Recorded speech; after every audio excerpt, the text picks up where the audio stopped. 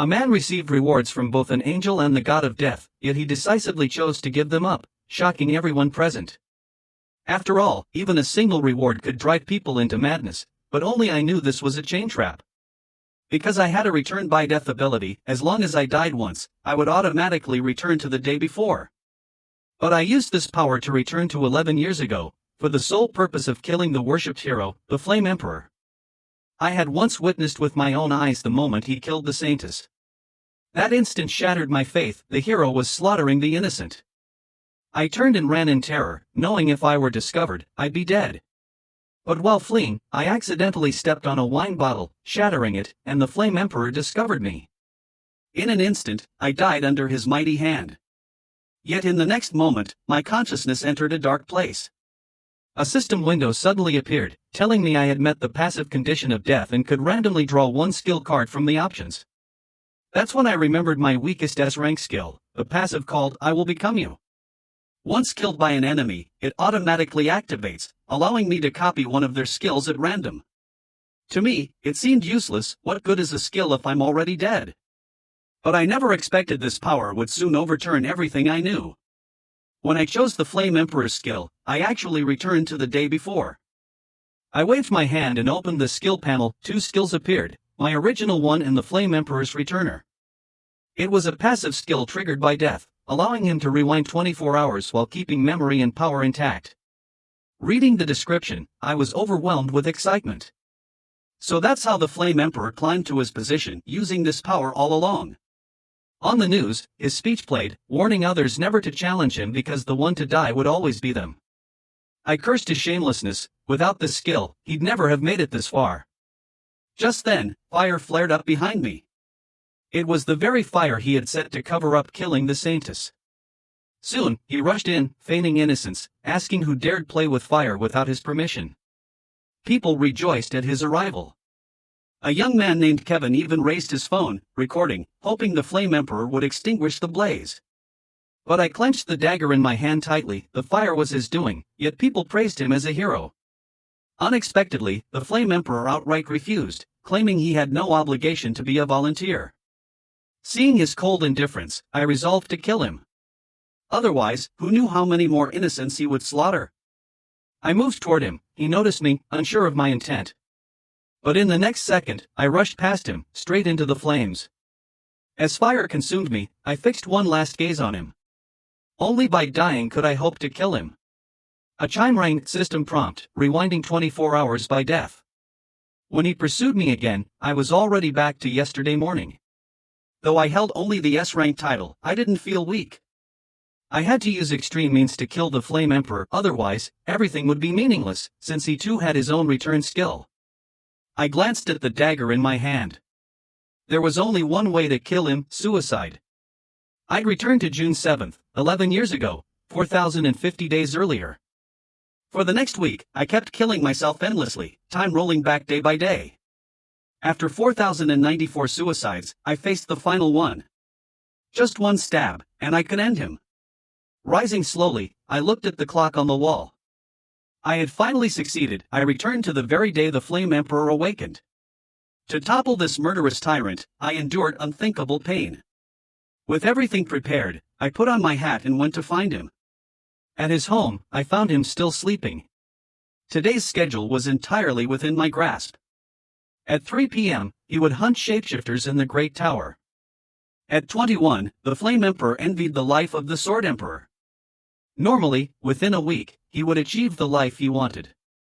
But because of me, that future would never come true. When he killed another monster, I seized the chance, pulling out my dagger, sprinting forward, and flashing before him. In one swift strike, I pierced his throat. Shock filled his eyes. He never expected to die here. Fearing his near death might trigger still awakening, I struck again, stabbing into his skull. At last, I avenged all the innocents he had killed. The once almighty Flame Emperor fell to the wolf's fangs, an end befitting him. With him gone, I headed to the first floor of the Great Tower. It truly seemed over. His reign of terror would never rise again. Relieved, I went to a bar to celebrate. With a wave of my hand, I opened my status window to check my 2 skills. Only then did I realize all my skills were passive, non-combat based. But I didn't care. Greed has its limits. With these skills, I could still amass wealth. Lost in fantasy, I saw an old man enter. His presence was murderous, yet he ordered hot milk. I recognized him instantly, the Sword Saint, a world-renowned S-rank hunter. But why would a figure as elusive as him appear in such a small bar? Suddenly, an idea flashed in my mind. My passive triggered when killed by an enemy, letting me copy one skill at random, but only once. If the Sword Saint killed me, I could gain his power. Temptation surged within me. After all, I couldn't die permanently now. Why not test the Sword Saint's power? From then on, I secretly observed his every move. Seeing this, I quickly paid the bill and followed closely behind the Sword Saint. Because the Sword Saint stood out so much in Babylon, I could spot him instantly. My heart pounded wildly, not knowing what skill I might be able to copy from him. As long as my luck held, I could soon possess his power. Just then, I heard the Sword Saint's voice. "How long do you plan on following me?" My chest tightened. I hadn't expected to be discovered so quickly. The thought of facing the Sword Saint made me nervous. After all, he was at the very top of all hunters. I stepped out slowly, hoping to ask for his help with something. But to my surprise, the Sword Saint laughed. "You fool, if you really wanted my help, why would you follow me? Besides, you deliberately revealed yourself." I didn't quite understand what he meant. Why would I expose myself on purpose? I also noticed that I wasn't holding any weapon, yet the Sword Saint gripped his sword as if ready to kill me at any moment. I knew he was strong, but surely he wouldn't kill without reason? His voice came again. "You're quite the actor, no wonder you're a top assassin." His words struck me as strange. Even without mentioning his granddaughter, he already intended to kill me. He told me to stop pretending. I couldn't fool his eyes. He had a unique skill, one that let him see how many people someone had killed. I finally understood why he had a problem with me. Because today I had just killed the Flame Emperor, there must be a number floating above my head. But he was a vile monster. I couldn't believe the Sword Saint would hate me for that. I quickly tried to explain that I had indeed killed someone today, but that man truly deserved to die. With a swish, the Sword Saint unsheathed his blade. He thought I was lying until the end, even worse than a murderer. For above my head he saw the number 4091. To him, that meant I had killed over 4,000 people. There was no way to explain it. Though I had only slain one man, I had taken my own life over 4,000 times. The next instant, I saw my own body standing in the distance, while my head was already flying through the air. The Sword Saint's speed was terrifying. My last thought before death was a wish. I wanted to be as strong as him. Then my consciousness entered the void, preparing to draw one of his skill cards. But to my shock, there was no golden skill card. How could the Sword Saint have none? How did he become so powerful? Before the Flame Emperor rose to fame, the Sword Saint was the sole legendary hunter. Yet he didn't even have a single S-rank card? That seemed impossible. There was only one explanation: the silver cards must contain heaven-defying power. Before me were 4 silver skill cards, but the odds of drawing the strongest one were slim. With a swish, I grabbed one at random. Whatever skill it was, I had to try. At that moment, time rewound 24 hours. I jolted awake, my first instinct to check the skill panel. But as I rose, I failed to notice a man sleeping beside me. On the third slot appeared a passive skill, Sword Constellation. I collapsed back onto the bed, frustrated. Another passive? Was there no stronger skill? Just then, a man's voice spoke. "Why are you so noisy this early in the morning?" I turned my head and saw a red-haired man lying beside me. My mind short-circuited. What was going on? The man asked curiously, "How can you see me?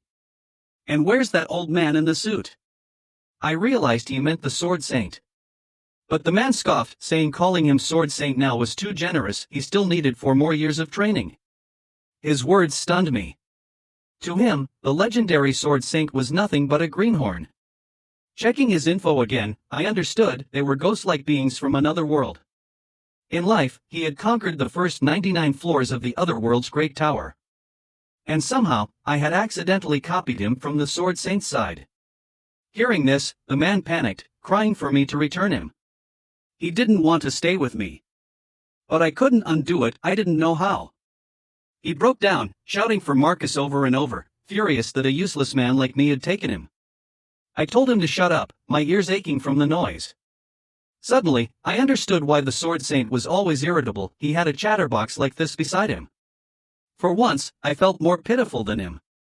After all, I had risked my life avoiding the Sword Saint, only to gain a skill like this. The man quieted, asking why I hid from the Sword Saint. I pointed to the glowing number 4090 above my head. With his skill, the Sword Saint could see how many I had killed. But the red-haired man didn't believe me. How could trash like me have killed so many? I didn't hide the truth. After all, only I could see him. So I told him everything. I had killed only one man. I recounted all the events in detail. Hearing it, he was stunned, but he admired my determination. To kill one man, I had taken my own life over 4,000 times. Still, it didn't change my fate. I would have to avoid the Sword Saint forever. The man leaned closer, asking my name. I'm Jason, a hunter from Egypt. I only wanted a peaceful life after revenge, but then I met the Sword Saint and thought to copy his skill. The man studied me carefully. Though my spirit was strong, my body was weak. He then told me to prove my strength tonight. By evening, we went into the forest. When a monster attacked, I slashed it down in one strike. The man's eyes sharpened. He hadn't misjudged me. Wiping blood from my blade, I asked what he'd been rambling about earlier. He replied seriously, I wanted to see if you're worth training, so I had you hunt. I laughed bitterly. I had no value to train. But the man disagreed. He said I had something truly powerful, something no one else possessed, the spirit unafraid of death.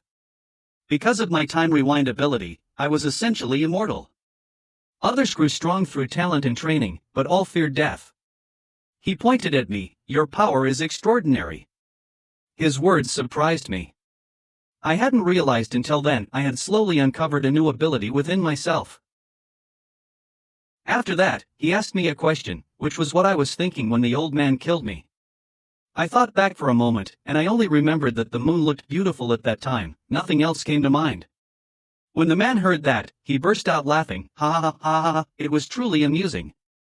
Then he thought of something. Since my ability is copying, then surely there must be another version of him by the old man's side. So he became very curious. Would it be that version of him who helped the Sword Saint become the strongest, or would it be this version of him, with me, who could help me rise to the very top? Even he himself was looking forward to it. Hearing his words, I was also filled with confidence. It seemed like I had stumbled upon a truly great skill. Maybe together we could conquer this tower. The next morning at 4 a.m., he woke me up for training. He told me I had to build a solid foundation, because if someone's basics aren't steady, no amount of later training would matter. During this special training, I also did my best to keep hiding from the Sword Saint, and whenever I was bored, I went to kill the Flame Emperor again. What drove me crazy was that every time we trained, the man's chatterbox side would flare up. Marcus told me to go buy lottery tickets, because with enough money, I could learn many skills. Listening to Marcus, I bought a huge number of tickets, and every time I won quite a lot of money. But when he saw how much I had won, he let out a thunderous shout of shock. I had actually won the jackpot in 3 consecutive lucky draws, 530,000 gold coins. To think, no one had ever won this prize before. Hearing the whispers of the crowd, I felt immensely proud. Who said the lottery was fake? Didn't I just win it myself? Even Marcus looked at me with envy, thinking how easily this kid made money. A moment later, a manager came over and invited me upstairs for a private talk. I felt a bit nervous. After all, from today onward I was a rich man. Marcus was excited too, saying that if he had possessed this skill back then, he would have definitely cleared the 100-floor tower. When I entered the second floor, I saw a huge chest full of gold coins laid out before me. It felt like with this wealth, I could live out the rest of my life in comfort. But I had made a promise with Marcus that we would conquer the great tower together. So in my eyes, those shining golden skill cards were what I truly loved. I asked them to deposit all the money into the vault, which to them seemed like a wise choice. After all, such a fortune would surely attract criminals. Suddenly, I thought of something. I wanted to buy an honor membership with the Hunters Union. I remembered that with just 10,000 gold coins, I could get a second-rank honor license. I couldn't help but smile, and Marcus laughed, saying I was pretty clever. A warband isn't just a hobby group, it's where hunters choose to join for protection. Even though there are self-defense forces and the Hunter Bureau here, security is still poor. That's why the Flame Emperor and the Sword Saint could kill me without hesitation and never be pursued. But with the protection of a warband, I could finally do things freely. The first thing I wanted to do next was to enjoy life. With so much money, I had to spend it well. I suggested to Marcus that I should find a really good tutor. That immediately made Marcus jealous, since right in front of me was already a teacher from the provinces. Marcus boasted about himself, claiming he was well-versed in all kinds of study materials, elixirs that enhanced physical abilities, and countless martial manuals. But the problem was, manuals were useless to me, I couldn't even understand them. So the most important thing now was to buy elixirs. Luckily, Marcus knew of a shop that specialized in very powerful ones. The only problem was, that shop only sold the most expensive potions. With my current fortune, I could only afford 4 bottles. Hearing how expensive they were, I hesitated. I still wanted to enjoy myself with my money. But as we walked, Marcus suddenly turned very serious and told me to hide quickly. Because ahead of us was the Sword Saint, he often came to this shop for medicine. I cursed silently. Why did he wait until now to say such a life and death thing? At that moment, the Sword Saint stopped, staring in my direction. Luckily, I reacted fast and hid behind a trash bin. My heart pounded hard. If the Sword Saint noticed me, it would be over.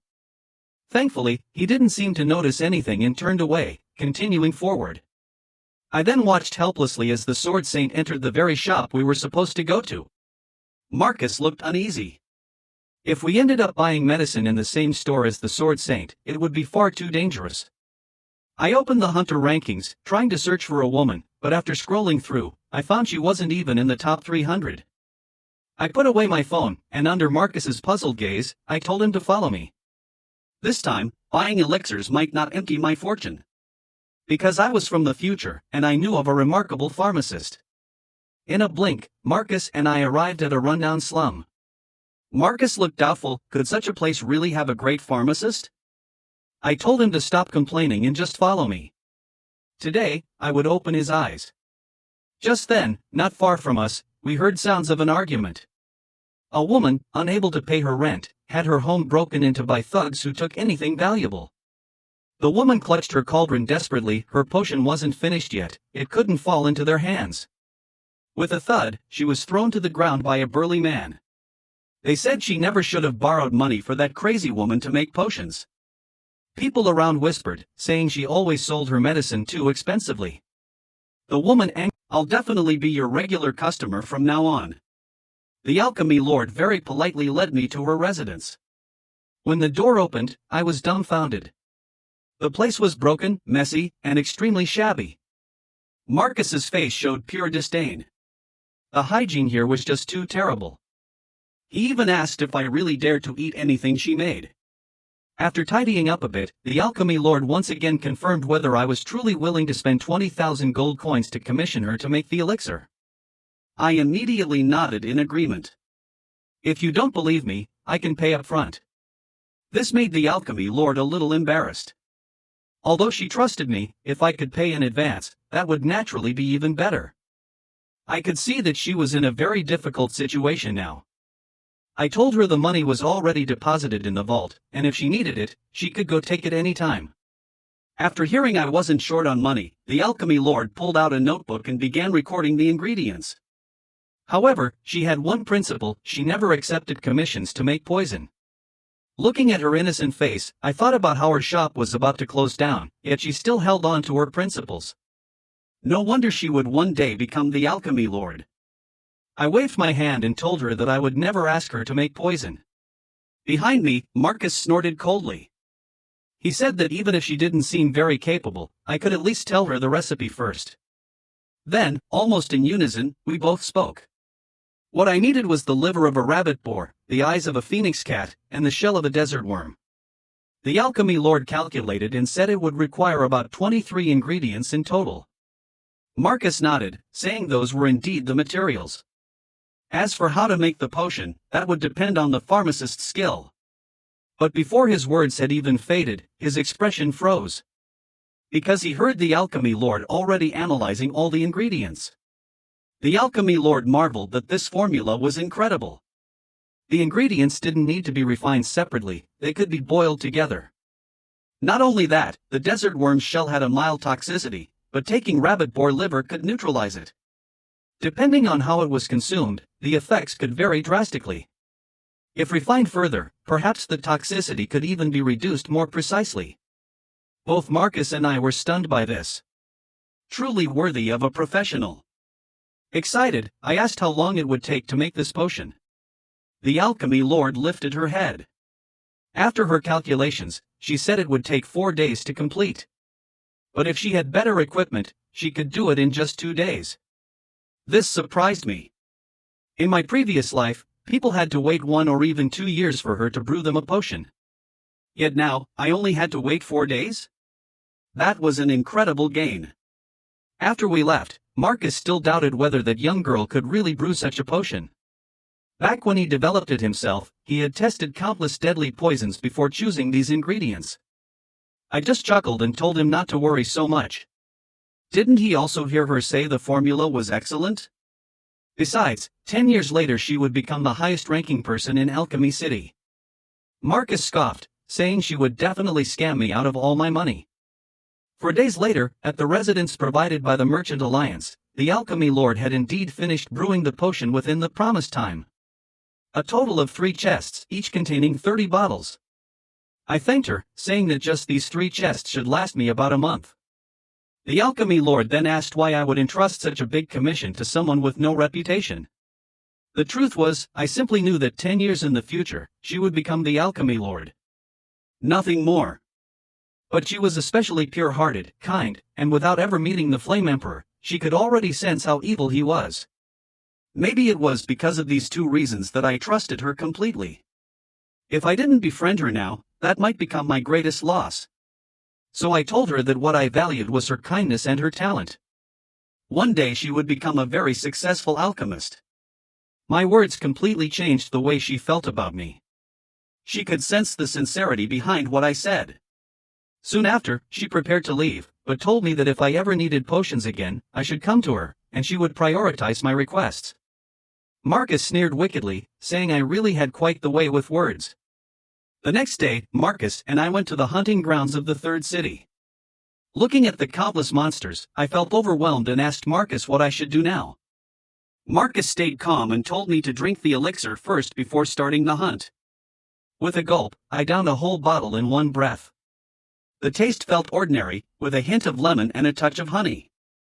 But then, my expression changed drastically. My chest felt like my heart was going to explode. When I looked up, the whole world twisted before my eyes. Something was wrong. Could it be that the alchemy lord's potion had failed? Seeing this, Marcus smiled faintly. It seemed the effect was working well. That alchemist really was a genius. Marcus told me not to panic, to calm my mind, and carefully feel everything around me. I should be able to sense things much more clearly now. Sweat was dripping down slowly, and that was the potion's effect. It enhanced my perception of time. At that moment, I felt a surge of energy at my heart, flowing through my veins. This was what they called inner force. Every hunter who entered the Great Tower had it, but normally it couldn't be felt. Right now, though, my head felt like it was going to explode. Marcus's laughter echoed in my mind like exploding thunder. I steadied myself. The more intense the moment, the calmer I had to be. Usually, this was the time to meditate and feel the flow of inner energy. But just then, a massive armed spirit appeared from behind me, startling me. If I didn't want to get hurt, I had no choice but to run. Marcus chuckled. Now I only had 2 choices: escape or fight back with inner force. Marcus warned me that if I refused to attack, then death would be my only option. But killing more would only add to my body count, meaning I'd be hunted forever by the Sword Saint. With no choice, I dodged the spirit's attacks. My body's meridians suddenly felt fully connected, and finally, just before that armed spirit's attack landed, my body started running on its own. I let out a loud roar, and although it was exhausting, I still managed to dodge. Arthur told me not to get careless, reminding me that my body didn't yet have a proper circulation channel for inner force. Right now, my body was like a narrow goat trail. I had to link each small path together, expand it into a highway, and only then could I freely use inner force. The monster's attack came at me again, but I still dodged it easily. I asked Marcus what I should do to turn those goat trails into a highway. Although his words were harsh, he wasn't wrong. I had to quickly get the inner force flowing through my body. At the moment, my inner pathways really were like a remote, overgrown goat trail. Arthur chuckled and reminded me that when Marcus killed me before, I had no power to resist at all. And Marcus's path was already at the level of a wide boulevard. Yet even for him, the highway was still far away. That shocked me deeply. His technique back then was flawless, but even he still had such a long road ahead. That meant I had even further to go. I gritted my teeth. I didn't expect to surpass the Sword Saint, but I definitely couldn't be much weaker than him either. After dodging another goblin's attack, I made up my mind. Clearly, just running away wouldn't work, I had to fight back. With a sharp sound, I spun quickly in place. At the same time, I gathered all my inner force into the soles of my feet. Seeing this, Arthur grew interested. It seemed this kid wanted to gamble everything. I dropped into a crouch and, in that instant, drew the long blade at my waist. With a surge of inner force through my feet, my body shot upward into the air, heading straight for the goblin. In its eyes, I saw pure shock. Why wasn't I following the usual patterns? Taking advantage of its distraction, I drove my blade straight into its chest. But the goblin's hide was incredibly thick, piercing all the way through was clearly impossible. I gripped the hilt tightly, trying to pour every drop of inner force from my blade into its body. Sweat poured from my forehead, I had only one final step left. At last, I succeeded in channeling all the inner force through the blade's tip. Then, while the goblin was distracted, I yanked the blade free and stabbed again, this time straight into its throat. After slaying the goblin, I let out a long breath, feeling like every part of my body was aching. I glared at Arthur, wanting to beat him up. Why didn't he tell me beforehand how to use inner force? Arthur just laughed, saying if he told me in advance, I wouldn't have achieved the same result. In battle, adapting on the fly was the point. But I wasn't in the mood for jokes, my whole body was in pain. That actually surprised Arthur, since when he trained the Sword Saint, nothing like this had happened. But then again, the Sword Saint had taken an elixir first and spent time meditating before fighting. I stared at him angrily. Why didn't you say that earlier? His answer was simple, if I couldn't handle it, I could just choose to die. I was stunned. What kind of nonsense was that? Didn't he know every death was extremely painful? Arthur waved it off casually. Since I could revive, it didn't matter how intense the training was. But suicide wasn't an option for me. If I killed myself, the counter above my head would increase. The only choice was to die by monsters' hands. Arthur chuckled, saying once I used this power properly, it would be dazzling. Dying 100 times should be enough. Suddenly, the system's cold voice announced my death. Arthur looked surprised and asked where this place was. I was curious why he followed me here. Each time I died, I stayed in this place for a while. I temporarily called it the Nether Sword. Then a voice would tell me that time would reset to 24 hours before. Back when the Flame Emperor killed me, I even copied one of his skills. Just then, 2 identical colored cards appeared before me. I had somehow copied a skill from the orc. Both Arthur and I were stunned. Did monsters also have skills? Arthur was completely dumbfounded, his mind racing. If I were killed by monsters 1,000 times, wouldn't that mean I could copy 1,000 skill cards? He nearly broke down at the thought.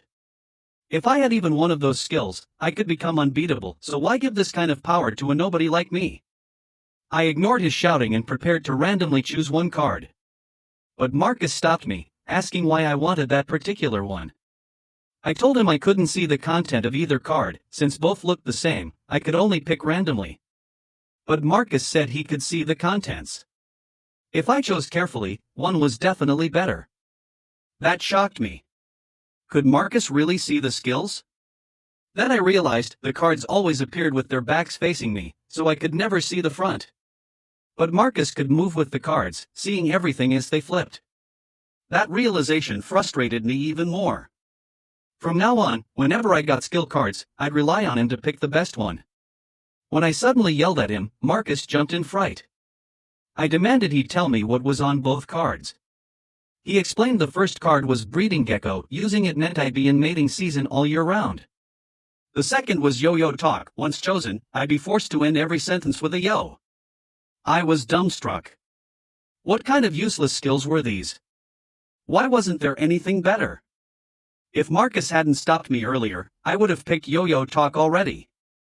He suggested I take the orc's breeding ability, but I ignored him. If I had to pick, I'd rather choose Yo-Yo Talk.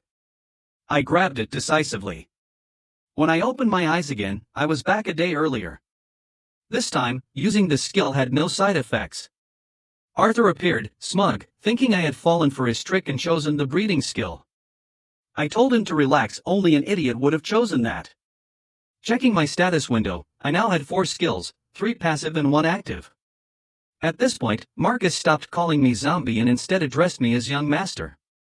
Since meditation could also be, I didn't know if he noticed or not. I spun my dagger as I spoke.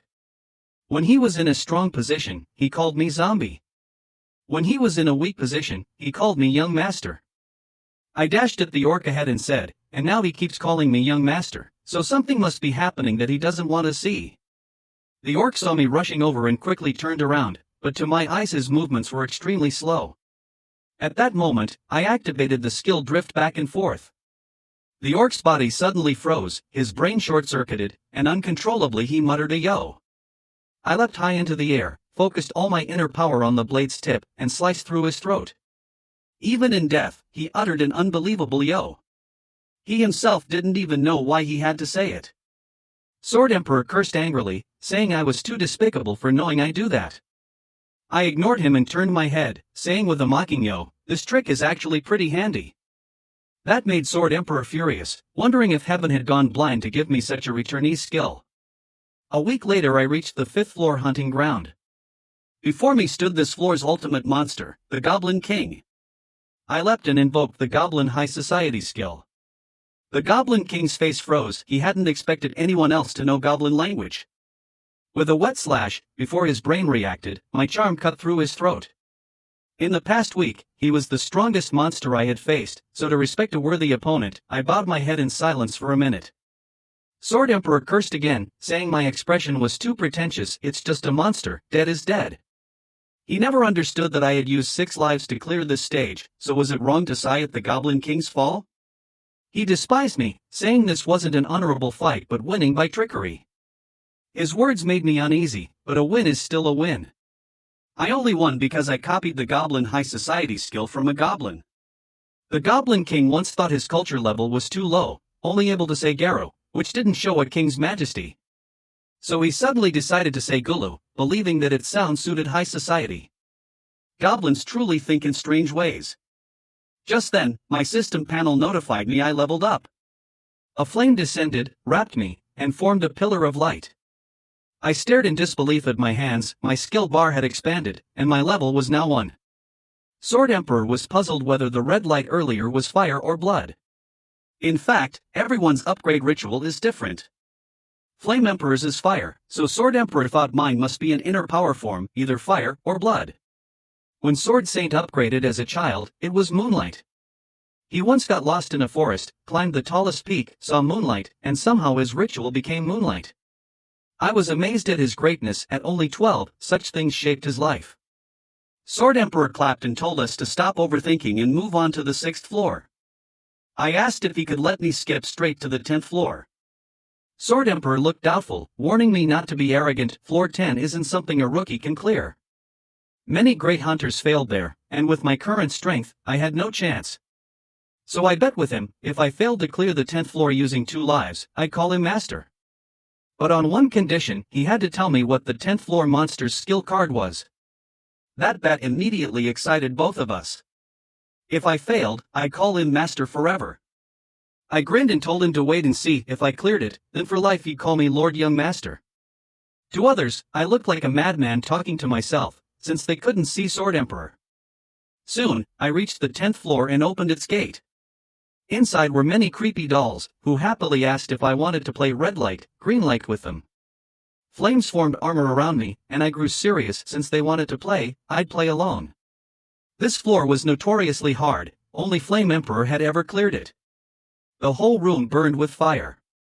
Sword Emperor warned me it wasn't ordinary flame but hellfire, condensed from inner power. Even with protection, you could only last 10 minutes. Flame Emperor succeeded because his element was fire, so flames couldn't harm him, giving him enough time to search. My stamina drained quickly, yet I still hadn't found the real doll. Sword Emperor laughed, not believing I could clear this with just 2 lives. After all, even Sword Saint once lasted over an hour here. In truth, there are 2 ways to clear it: find the real doll, with only a 1 in 10,000 chance, or endure the flames until the true doll appears. Sword Emperor doubted I could do it in 2 lives. But he didn't know there was another method. I approached one doll, feeling it was real. At the last 10 seconds, I touched it, but sadly, it was fake. I was startled, it was terrifying.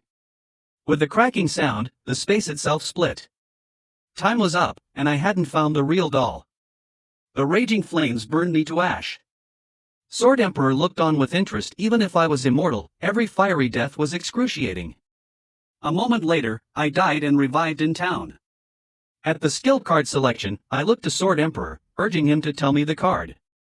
He pointed to a golden card, saying it seemed the strongest and told me to choose it. The card's name was Hellfire Node. This skill could ignite hellfire within a 2-kilometer radius without my permission. No one can leave this space, not even the user themselves.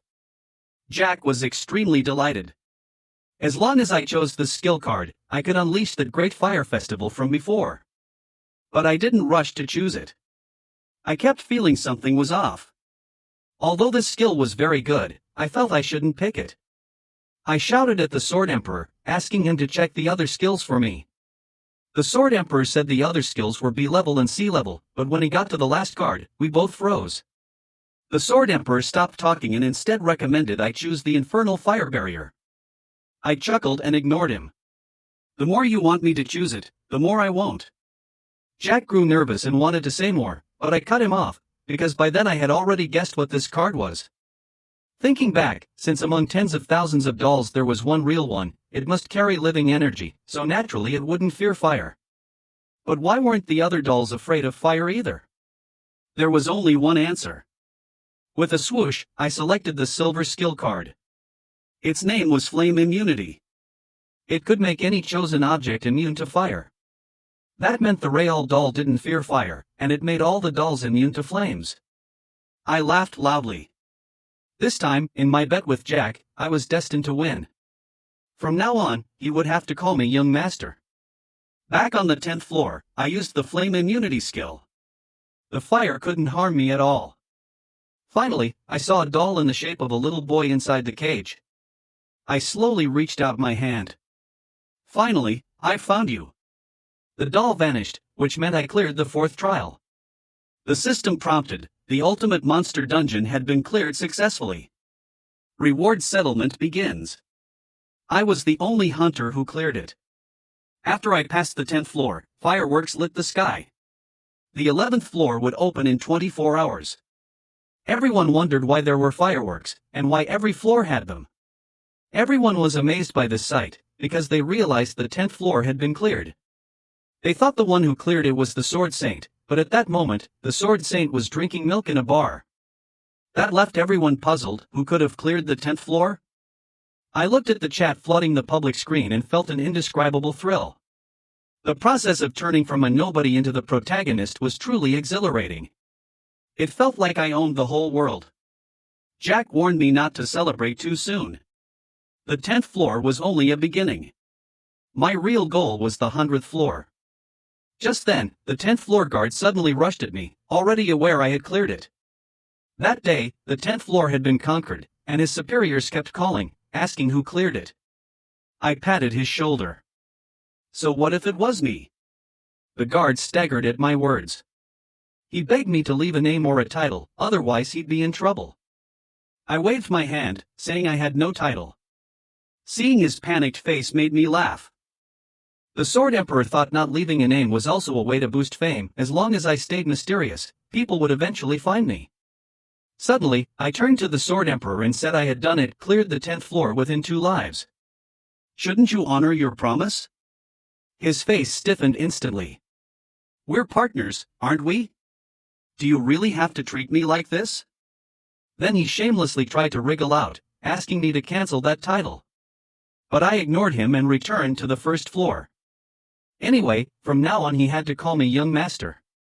Back on the 1st floor, I relaxed in a cafe, sipping coffee, while everyone was buzzing about who cleared the 10th floor. At that time, Jack, who had lost our bet, was sulking against the wall, ready to cry.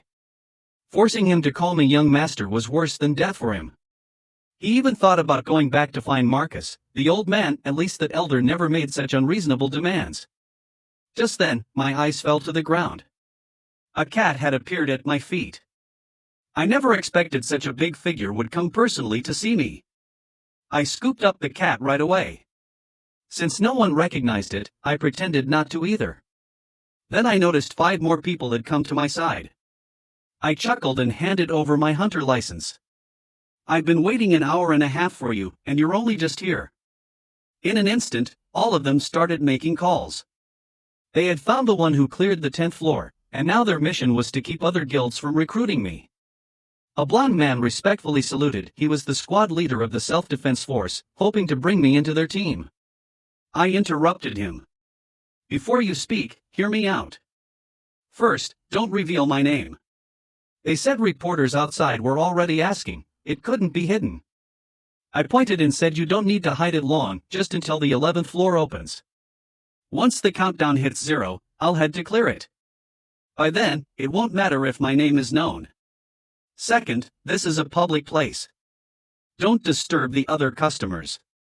As soon as I said that, one of them vanished from my side, rushed to the boss, and handed over a gold card, saying they would book the whole place, charge anything to them. Once all other customers were cleared out, we began negotiations. 4 guilds offered me a 10,000 deposit as a sign of sincerity. They all spoke over one another, promising lavish terms. It seemed they had endured the Sword Saint's dominance for too long. Now that a powerful hunter like me appeared, they would do anything to recruit me. Just then, the cat in front of me suddenly spoke. He offered 500,000. In the next moment, he transformed into a dark-skinned man. On top of that, he promised to make me vice leader. He was none other than Lady Duke, leader of the Merchant Alliance, ranked 3rd on the hunter leaderboard. Hearing such an offer, I removed my headset. That was truly irresistible. Lady Duke. Besides that, there was the leader of Pantheon, ranked 4th on the hunter leaderboard, and the vice leader of the self-defense force, Paladin, who was ranked 10th. Even more terrifying was the leader of Black Dragon, ranked 2nd on the hunter leaderboard. Their appearance made me break out in a cold sweat. I never expected all these powerful figures to show up. Lady Duke chuckled. Didn't think we'd meet again. Seems the last time was about 20 years ago. After a few people sat down, each ordered a cup of coffee. This made the man with the eye patch very displeased. The 10th floor has been cleared, the whole world is shaken, and we're still leisurely drinking coffee here? The owner beside us trembled. He had never seen so many big figures before. It was like he had won the lottery. From today on, his shop would surely be flooded with customers. Soon, everyone's gaze turned to me, asking if I wanted coffee. At that moment, I muttered in my heart, after those high-ranking officers left, now the leaders themselves came. This couldn't just be a coincidence. They were all acting to persuade me. The Sword Emperor told me not to be afraid. They only wanted to test me with this show of force. He had seen this setup many times before. Of course, I knew that too. Compared to being burned alive, this was nothing. So I had to remain calm before them. I waved for the owner to come over. Let me see what drinks this place has. I casually chatted with the shopkeeper, not afraid of angering them. After all, even if I did, worst case I'd just die and start over again. Judge's eyes showed surprise. This is incredible. Before conquering the 10th floor, you were a nobody, but now you've suddenly become famous. Lady Duke opened her fan. He wasn't unknown, he just hit the jackpot with the Merchant Alliance lottery. His luck and boldness are part of his strength. The man with the eye patch sighed. I said long ago, anyone who cleared the 10th floor wouldn't be simple. Since he doesn't fall for this act, let's stop pretending. Better to be straightforward.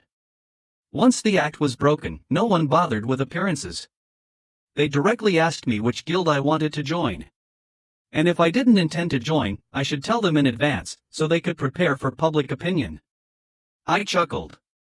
If I planned to join one of your guilds, how would you treat me? If that happened, they said, a war would break out among all the guilds. Because it was thanks to me that the 10th floor was conquered, proving the value of the tower to the outside world. That news would inspire people outside to enter the tower, escaping their bottom-tier lives, and ignite the fighting spirit of hunters wasting away on the first floor. They needed adventurers to challenge the world beyond the 10th floor, to find treasures only obtainable after clearing it. To achieve that, they had to attract outsiders into the tower. And their method was to shape a role model, someone to declare to the world that a new era had begun. They wanted me to be that role model, and whichever guild I chose would become the symbol of that era. But choosing one would mean betraying the rest. So I came up with a plan. Let's decide by playing cards. They didn't even need to give me deposits or positions. If I won, I would join all of their guilds at once and be treated as an equal. Some were displeased, but none wanted another guild to have me, so they had no choice but to agree. I asked the Sword Emperor to check their cards for me. That way, he wouldn't need to call me young master anymore. I easily won 30 rounds. Of course, I would also take on the responsibility of conquering the tower. After that, I used the excuse of clearing the 11th floor to leave, reminding them that the theme from the 11th to 20th floors was scenario drama. The scene shifted, and I had already arrived at the entrance of the 11th floor. Many people were waiting for it to open. As the countdown ended, an angel appeared in the sky, declaring that beginner training was over. Now a world desperately needs you. It is under attack by the Demon King. From now on, you have the chance to enter that world, become its. Legend says the goddess bestowed it upon the founder of the Aegis Empire, and before leaving, the founder left a phrase, on the day destiny arrives, the one holding the holy sword will appear as well. Soon, under my command, the army swept forward like a raging tide and reached the Basha dynasty. At this time, the ultimate monster of the 11th floor, the Goblin King, was in panic. He hurriedly ordered his underlings to block Aegis and me, but it was already too late. I leapt high into the air, activating the skilled Goblin High Society, and with his defense broken, I finished him with a single strike. Just like that, in only one day, we defeated the Goblin army. The 11th floor was cleared perfectly. Hunters ranked in the top 10 contributions would gain priority to enter the 12th floor and receive rewards from the 11th. The scene shifted, and as the top contributor, I entered the 12th floor. Suddenly, Sword Saint launched an attack on me from behind, but Judge blocked him in time. Witnessing the situation, Judge sternly ordered him to move aside or lose an arm. Yet Judge showed no fear, declaring I was a member of the 5 great guilds. If you kill him, we will all lose face. But Sword Saint refused to back down. I'll give you one more chance, step aside if you don't want to die. At that moment, Judge raised both hands, casting the sacred skill Divine Sending. With a swoosh, Viper and Paladin appeared behind Sword Saint. But with 2 casual swings, Sword Saint easily blocked their strikes. Viper was inwardly shaken, marveling that Sword Saint truly deserved his place as the #1 hunter. Even at his age, his strength remained terrifying. With just a single exchange, Paladin's cheek was already cut. The 2 of them together could gain no advantage before him. Judge realized Sword Saint's power was overwhelming, so he immediately borrowed 10,000 gold coins from Lady Duke.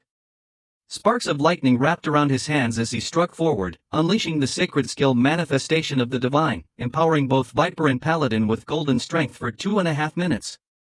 Judge said calmly, even if you're Sword Saint, it won't be easy to handle the 4 of us. Try and see, will you die first, or will Lady Duke go bankrupt?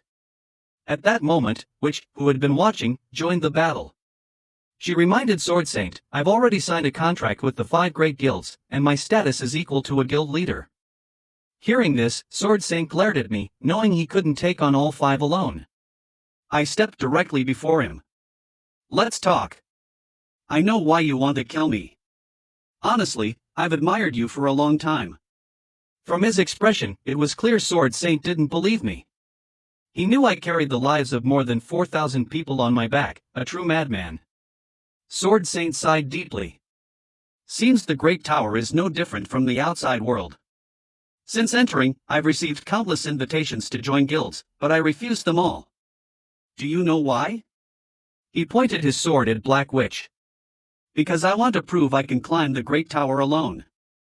Unlike the outside world that values birth, here with only a sword I can reign supreme.